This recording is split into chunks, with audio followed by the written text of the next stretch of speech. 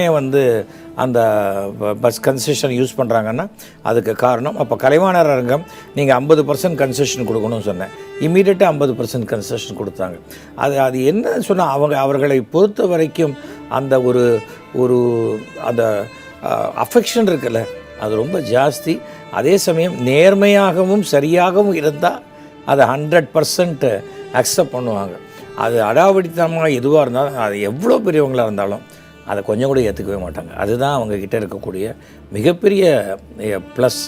இன்றைக்கி கிட்டத்தட்ட 20 மாநிலங்களுடைய முதல்வர்கள் வரப்போகிறாங்கங்கிறது எவ்வளோ ஒரு பெரிய ஒரு மரியாதை, ஆனர். பிரைம் மினிஸ்டர் வராரு, எல்லாத்தையும் தாண்டி இது ஒரு எதிர்பாராத ஒரு விஷயம். இது நடந்திருக்கக்கூடாது. அதுதான் ரொம்ப கஷ்டமான ஒரு விஷயமா இருக்குது. இது கொஞ்சம் இன்னொரு 10 வருஷம் கழிச்சு நடந்திருக்கலாம், இல்லை 20 வருஷம் கழிச்சு நடந்திருக்கலாம். ஆனால் இப்போ நடந்ததுங்கிறது ரொம்ப எதுக்குமே முடியாத ரொம்ப மனசுக்கு சங்கடமான ஒரு விஷயம். மிக அதிர்ச்சி இது இந்த சம்பவம்.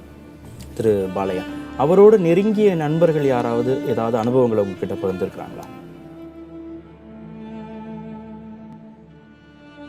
இல்லை, அவங்களோட நெருங்கிய நண்பர்கள் கலைவளத்தில் தான் எனக்கு அரசியல் சம்மந்தப்பட்டவங்க தெரியாது. எனக்கு அவங்க சி.கே. சரஸ்வதின்னு ஒரு நடிகர் சொல்லுவாங்கள்ல, அவங்கள்ட்ட அவங்க